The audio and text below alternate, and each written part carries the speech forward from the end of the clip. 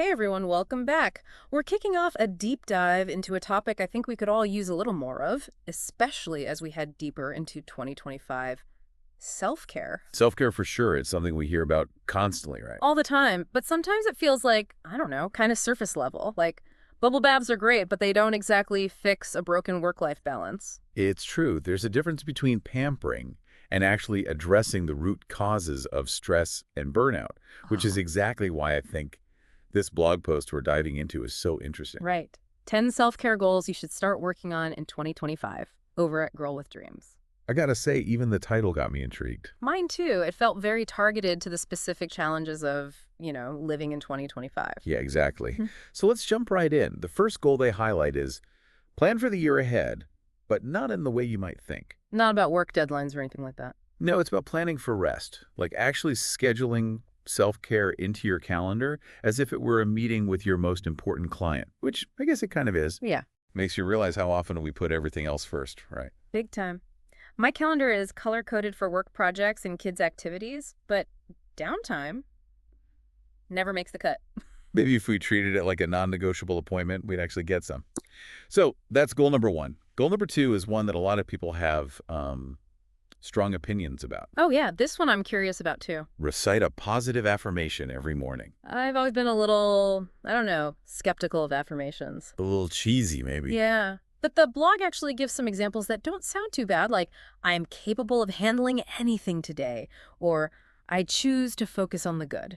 They do feel a little less, I don't know, out there than some of the affirmations you see floating around. Yeah.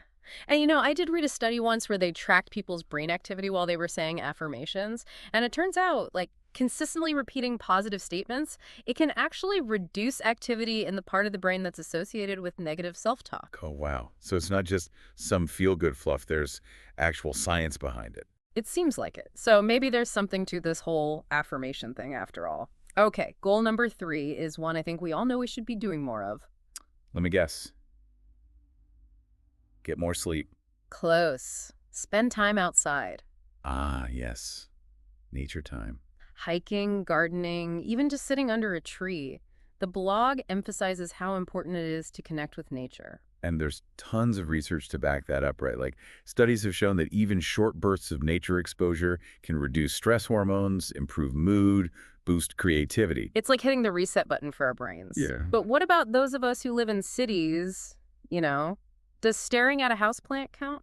That's a great question. I mean, obviously nothing can fully replace being in nature, but even bringing nature indoors can have benefits. There are studies that show having plants in your home or office can improve air quality, reduce stress, and even enhance focus. So even if we can't escape to the wilderness every day, a little bit of greenery can go a long way. Exactly. Okay, moving on to goal number 4, and this one is all about getting visual. Oh, let's hear it. Creating a vision board. I've tried this before. Ended up with a board full of unrealistic travel destinations and six-pack abs that never quite materialized. Oh, the classic vision board pitfalls. Yeah, but the blog makes a good point about how it's not just about slapping on pretty pictures.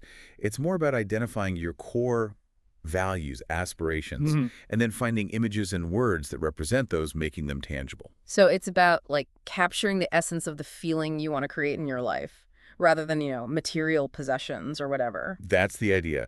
Grow with Dreams even suggests putting a picture of yourself on the vision board, not in a narcissistic way, but to help visualize yourself actually living that vision. That's a cool twist. Okay, goal number 5. This one might sting a little. Ooh, lay it on me. Letting go of expectations. Oof, yeah. That's a big one. The blog argues that so much of our stress comes from the gap between our expectations and reality. We expect our partners to act a certain way, our jobs to fulfill us completely, our bodies to look perfect. And when things don't meet those often unrealistic expectations, we suffer. Well, I'm feeling very seen right now. Right. I mean, I'm a bit of a perfectionist myself, so I know how easy it is to get caught in that trap. So how do they suggest we actually do this whole letting go of expectations thing? It's easier said than done. Well, they use a great analogy. Imagine you're constantly getting frustrated because your partner never loads the dishwasher the right way. You could get mad, lecture them, but what if you just let go of that expectation? It doesn't mean accepting a messy kitchen forever, but it means finding a way to be okay even if things aren't perfect. That's actually really helpful. It's not about lowering my standards. It's about choosing my battles and accepting that I can't control everything. Right. Okay, ready for number 6? Get me. Embrace opportunity. And this one actually ties in nicely with the previous goal. Oh, how so? Because when we release the grip of those rigid expectations, we open ourselves up to new possibilities that we might have otherwise missed. I see what you mean. It's like saying yes to life, even when it throws you a curveball. Instead of clinging to a fixed plan, being open to those unexpected adventures and detours. Exactly. It's a total mindset shift. Okay, number 7. This one's about connection. Connection. Spend time with friends. Seems simple enough, right? We're social creatures. We need that interaction. But the blog makes a point that I found really interesting. What's that? It's not just about the quantity of our relationships, but the quality. That's huge. I mean, it's easy to get caught up in social media and feel like you're connected to hundreds of people, but how many of those connections are actually meaningful, you know? Exactly. It's about fostering those deep, genuine connections that make you feel seen, supported, loved, the kind of friends you can laugh with, cry with, just be yourself around. Those are the ones that matter, for sure. Okay, goal number 8. This one feels a little heavy. It is, buckle up, letting go of the past. Okay, yeah. We all carry baggage, right? Regrets, mistakes, heartbreak. And the blog argues that dwelling on those past experiences only keeps us stuck, prevents us from fully embracing the present. Easier said than done, though. Like, how do we actually let go of things that have happened? It's not like we could just erase them from our memory. No, of course not. But we can choose how we relate to them. The blog suggests things like mindfulness, noticing those negative thoughts and feelings without judgment, letting them pass through you, and also journaling. Journaling, yeah. Getting it all out on paper can be so helpful. Like you're giving those old stories a voice so they can finally be heard and then set free. Okay, moving on to goal number 9, and this one I'm finding particularly intriguing. What is it? Unlocking inspiration. Oh, interesting. So Girl with Dreams makes this connection between self-care and creativity. They argue that when we prioritize our well-being, it creates the space for inspiration to flow more freely. I like that. It makes sense. When you're feeling stressed and burnt out, it's hard to be creative, right? Exactly. It's like your mind is too cluttered with worries and to-do lists to let those aha moments bubble up. But when you're taking care of yourself, you're more relaxed, more energized, more receptive to those new ideas. Totally. All right, last one for this part. Goal number 10, read one book every month. A book a month, I like it. Me too. Reading is such a great form of self-care for me. It's like a mental vacation. Plus, all those benefits, right? Improving memory, boosting cognitive function, reducing stress. And I think it ties in so well with that last goal about unlocking inspiration. Reading exposes you to new ideas, new ways of thinking, new worlds, really. It can be both relaxing and creatively stimulating. Exactly. So there you have it, the first 10 self-care goals from Girl with Dreams. We've got planning for rest, positive affirmations, nature time, vision boards, letting go of expectations. Quite a lot to unpack. It is. And before we dive into part 2, where we'll talk about the very real challenges of actually implementing these goals in our busy lives. And trust me, we've got a lot to say about that, don't we? Oh, yeah.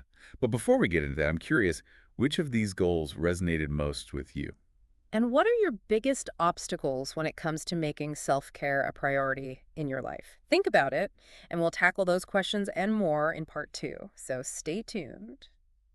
Welcome back to our deep dive into self-care for 2025. Going through those first 10 goals, it really hit me that, it's one thing to know we need self-care. But actually making it happen. Yeah, in our real lives, with all the chaos and demands. That's the tricky part, isn't it? It's easy to say, oh, I should meditate more. But then, Life happens. exactly, deadlines, family stuff, that never-ending to-do list. And then there's the guilt, Like, when I do take time for myself, I feel like I should be doing something else. Productive, right? Like self-care is almost, Indulgent. yeah, like we don't deserve it or something. It's so ingrained that we should always be doing, achieving. But here's the thing, and this is something I've had to learn the hard way. When we push ourselves to the point of burnout, We're actually less effective in everything. it's true. That saying, you can't pour from an empty cup, it's so cliche. So true. If we're running on fumes, we have nothing left to give, right? To our families, our work, even just to ourselves. Exactly. So how do we get over this hump? Right, like how do we actually make self-care happen when it feels like there's no time? Well, one of the biggest challenges is obviously time management. My days are packed. Work, errands, kid stuff, trying to, have a life outside of all that. And self-care ends up at the bottom of the list. Every single time. But think about it this way. If your doctor scheduled an appointment, I'd move things around to be there, yeah. because it's important, right? Oh, yeah. So maybe it's about shifting our mindset, treating self-care like that non-negotiable appointment with ourselves. Instead of an optional add-on. Exactly. Like, remember that first goal from Girl with Dreams? Planning for the year, actually blocking out time in your calendar. Okay, so schedule it in. Got it. But even when we do manage to carve out the time, there's often that nagging voice like Should be doing something else. the guilt monster. Ugh.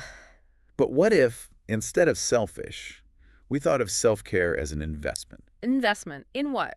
Yourself, your health, your well-being, your happiness. Okay. I see where you're going with this. Because when you invest in yourself, you're actually increasing your capacity to show up for others, right? Not taking away time, but adding value to it. Exactly. And I think this leads us to another big obstacle: comparison.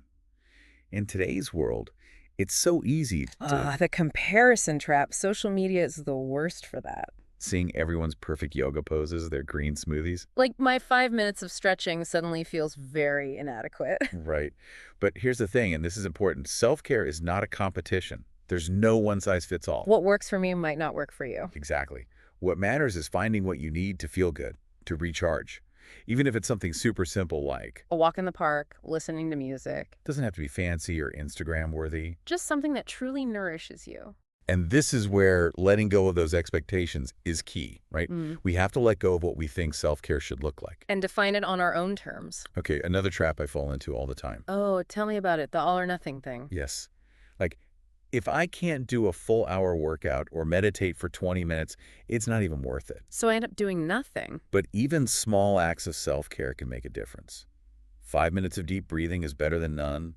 A 10-minute walk is better than staying glued to your desk all day. It's about progress, not perfection. Exactly. And sometimes those little things are all it takes to shift your mindset and create a ripple effect of positive change. Okay, this is making me feel a lot less overwhelmed already. Good, because now we're getting into something that's crucial for sustainable self-care. Lay it on me. Boundaries. We touched on this before, but it's so important, Boundaries, yeah. Hard to set, even harder to stick to. especially if you're a people pleaser. Like me, I hate saying no to people. But when we say yes to everything, we end up with nothing left for ourselves. So boundaries are a way of saying, I matter too. Exactly. I value myself enough to protect my time and energy. But how do you actually do it? Like, how do you say no without feeling like you're being rude or letting people down? It's a skill, for sure. Yeah.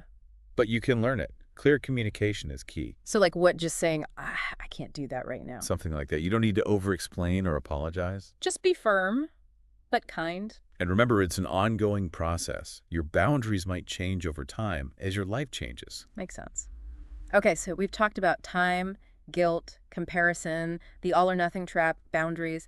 But what about the stuff that's going on in our heads? The mental and emotional hurdle. Yeah, like negative self-talk, perfectionism, that fear of failure that creeps in. And those are big ones. And that's where some of those other goals from Girl with Dreams come into play, right?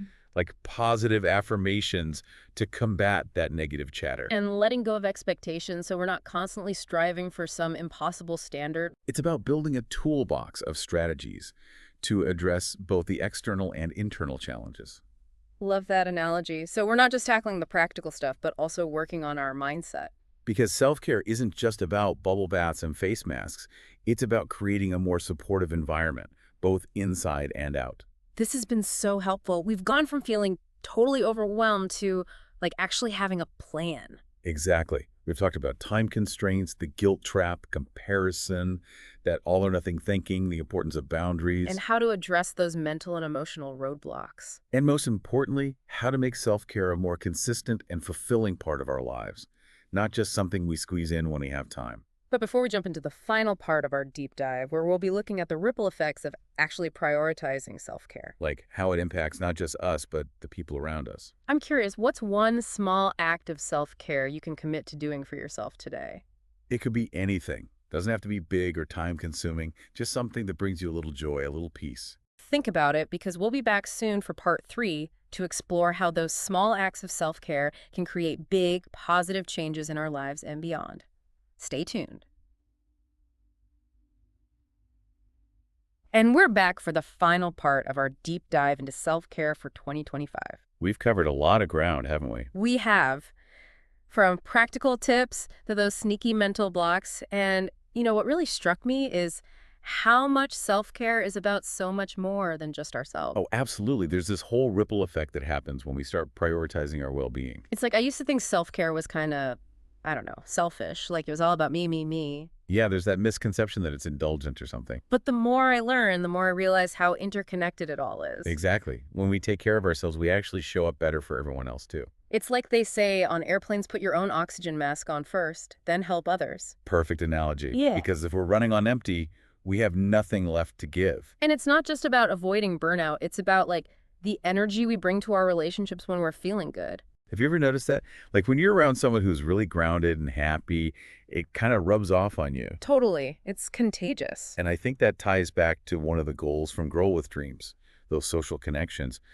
When we feel good about ourselves, we attract more positive relationships, which in turn, Makes us feel even better, yeah. it's an upward spiral. But this ripple effect goes way beyond just our personal relationships, right? Like, think about work. Oh, big time. Yeah. When I'm stressed out, I'm definitely not my most productive or creative. Same here. More likely to make mistakes, get irritable. But when you're taking care of yourself, you show up with more focus, more energy, more patience even. And that impacts everyone around you. It's like creating a more positive and productive environment. Exactly. And I think this extends even further, like, to our communities as a whole. Oh, interesting. How so? When we feel good about our lives, we're more likely to want to contribute, to give back. Right. There are studies that show a link between self-care and things like volunteering, donating to charity. It's like self-care creates this sense of abundance, so we want to share that. We're not just taking care of ourselves, we're contributing to a more caring world. Exactly. And it all starts with those small, everyday choices we make to prioritize our well-being. So as we wrap up this deep dive, I want to leave you with a challenge. Think about one area of your life, could be your relationships, your work, your community, where you'd love to see some positive change. And then ask yourself, what's one little thing I can do today to take care of myself that will ripple out and impact that area? It doesn't have to be anything huge, just a small step in the right direction. Because those small steps can add up to big changes. Thanks for joining us on this journey of exploring self-care. We hope you've gained some insights, some inspiration, and most importantly, permission to put yourself first, just a little bit more. Until next time, take good care.